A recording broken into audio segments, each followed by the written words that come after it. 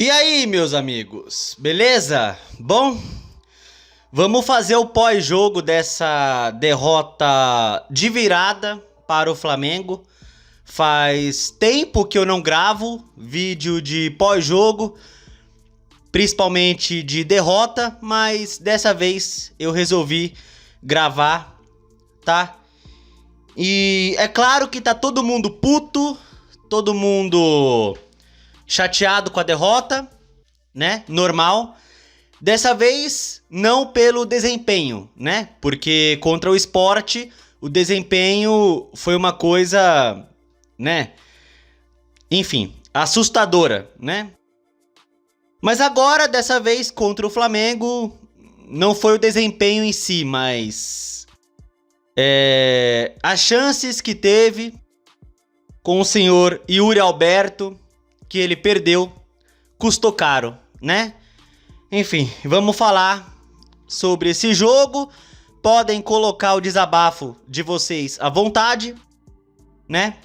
Mas o resumo é o seguinte: o time do Corinthians teve 2 semanas livres, 2 semanas livres para treinar. 2 semanas livres, com 2 derrotas.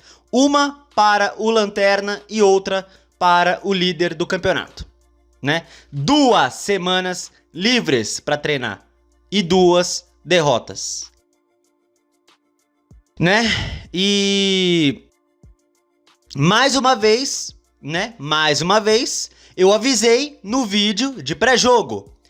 Mais uma vez, estreando camisa contra o Flamengo. É a 5ª vez nos últimos anos. Mais uma derrota, né? Eu falei, a diretoria do Corinthians, o marketing, eles não entendem o significado da palavra zica. Eles não entendem. Eles não conseguem entender, né? Eles pensam com a bunda, que é assim, ai, vai todo mundo ver o jogo, é Corinthians e Flamengo, pra todo o Brasil, vai todo mundo querer comprar a camisa, vai todo mundo querer comprar mais uma camisa que estreia contra o Flamengo numa derrota. Parabéns pra vocês. Igual a camisa do Ayrton Senna, igual a camisa do Corinthians Casuals lá, a primeira camisa desse ano. Parabéns, mais uma vez. Vão vender camisa que perdeu o jogo para o Flamengo. É isso aí. É isso aí. Tomara que as vendas valham a pena, né? Tomara que valham mesmo. 5ª estreia de camisa contra o Flamengo, 5ª derrota. Mas enfim, vamos falar do jogo, né? Primeiro tempo, cara, o resumo era pra acabar uns 2 ou 3 pro Corinthians. Né, o Flamengo, ele tem que lembrar que o Flamengo, numa quinta-feira, né? Na quinta-feira, o Flamengo jogou Libertadores. Um jogo difícil contra o Estudiantes. O Flamengo passou nos pênaltis, né? Um jogo desgastante na Argentina, né?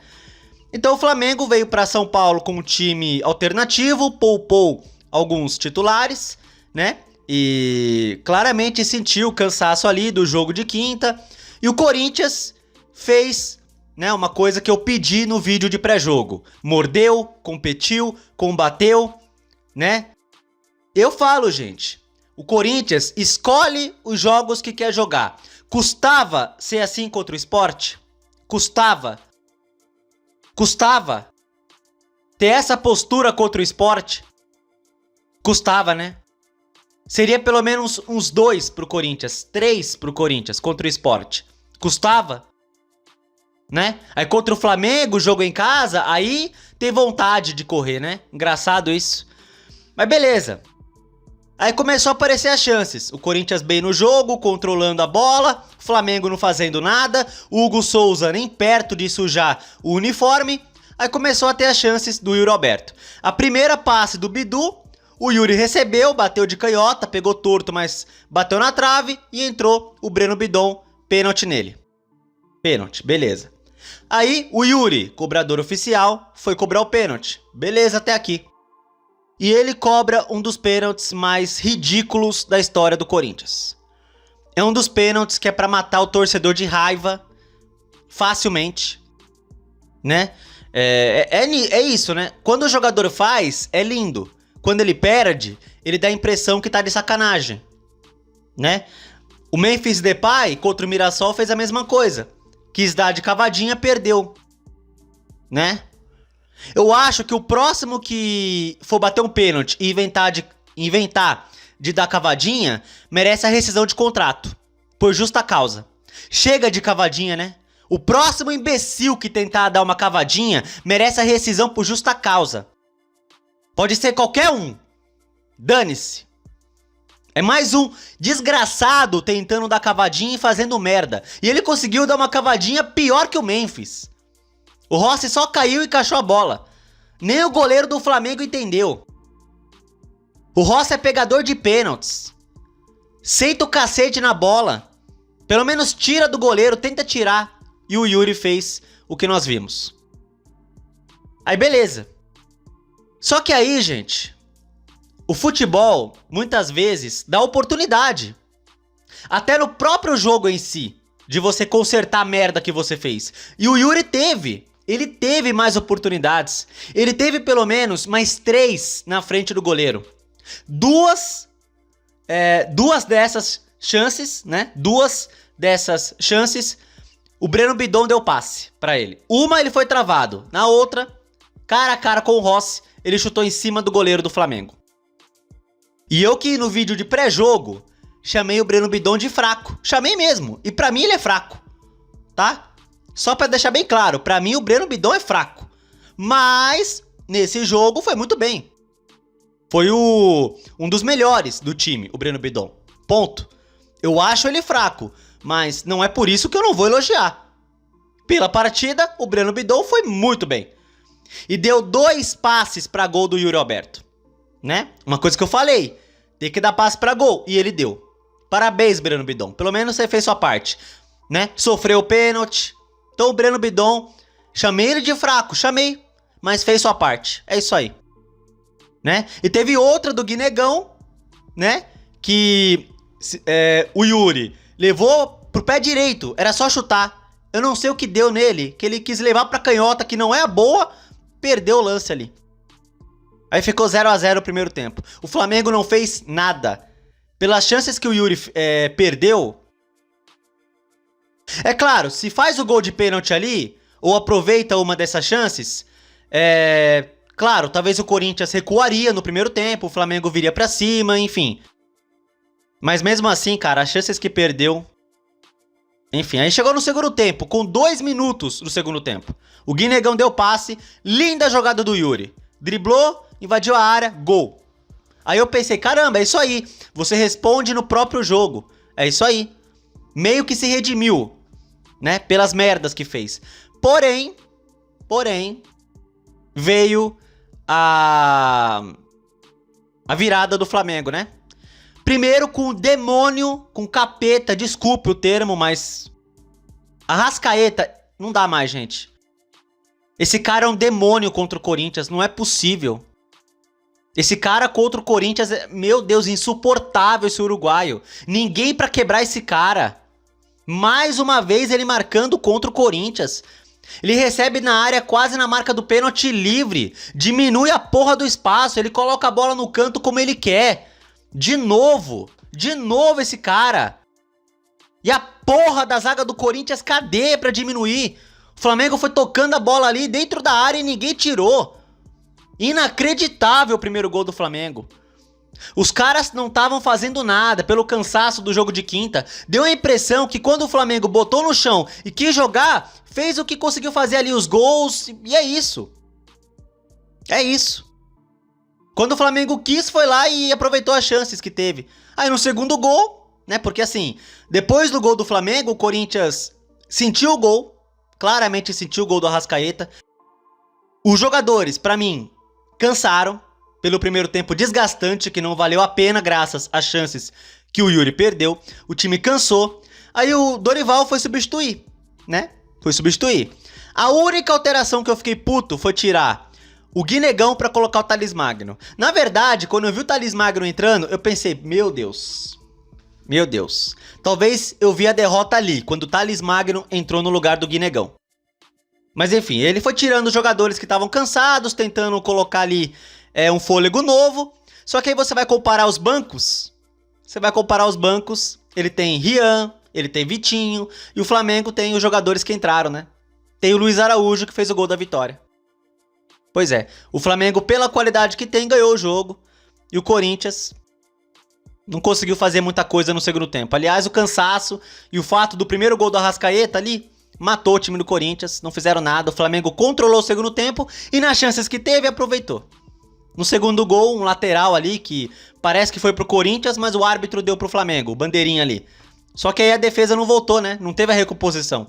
Time cansado, demorou pra voltar. E Luiz Araújo na cara do Hugo Souza, 2-1. E é isso. E agora o Yuri Alberto vai ter que ouvir. Vai ouvir, aguenta. Agora aguenta. Ele foi comemorar com a torcida o gol que marcou, né? Desde maio não fazia gol, né? Foi comemorar com a torcida, tomou cartão amarelo, tá fora contra o Inter. Pois é, ele conseguiu ser suspenso. Essa semana pro Yuri, hein? Uau! Mas é pior ainda pro torcedor, né? Que vai ter que ouvir agora flamenguista enchendo o saco. Ai, é Flamengo! Aqui é Flamengo! Flamengo! Né? Vai ter que ouvir agora os flamenguistas, né?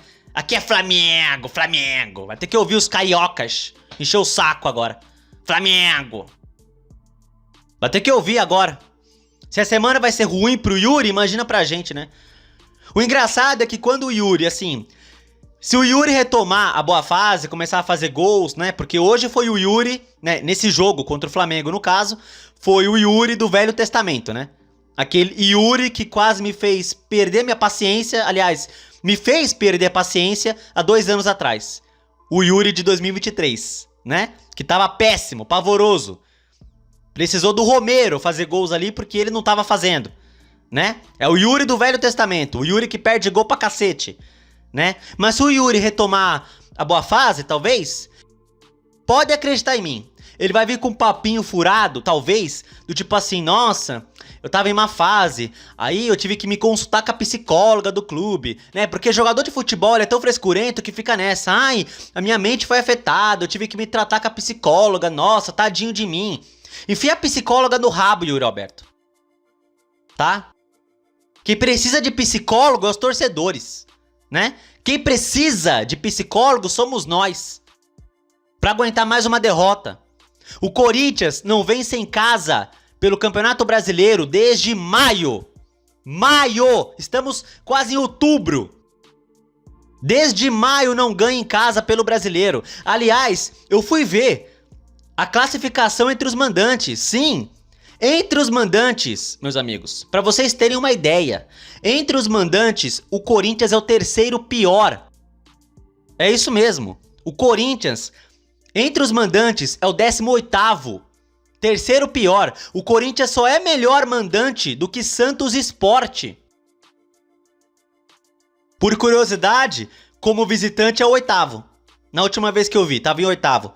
Mas como mandante, tá na zona de rebaixamento. É o 3º pior mandante do Campeonato Brasileiro. Não ganha em casa desde maio pelo Brasileiro. Meu Deus, Dorival Júnior. E olha que teve muitos jogos que era pra ter ganhado. Bragantino, Vitória, Bahia, Cruzeiro dava pra ganhar. Flamengo era pra ganhar de novo.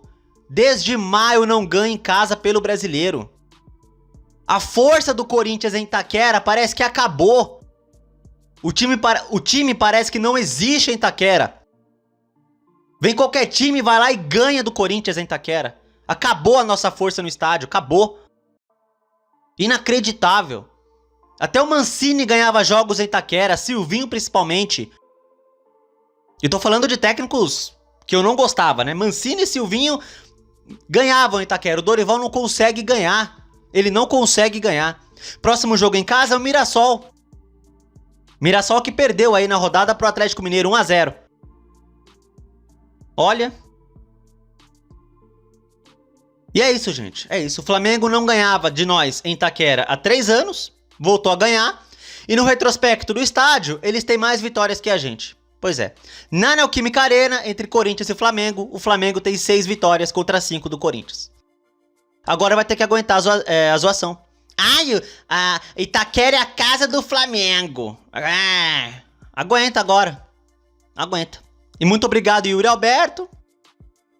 E é isso, tá? Não tem mais o que comentar. Mais uma derrota no campeonato. Por enquanto, né?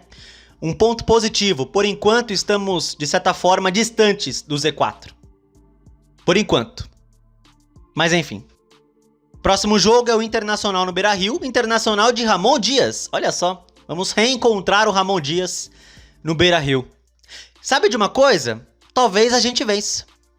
Porque o Corinthians do Dorival prefere vencer fora de casa do que em casa. Por incrível que pareça, gente. Nos últimos tempos aí, o Corinthians ganha mais fora do que em casa. Vamos lá pro Beira-Rio e ver o que acontece. Comente o que vocês acharam do jogo e é isso aí. Valeu, tamo junto, é nóis. E vai Corinthians, né? Um dia, quem sabe.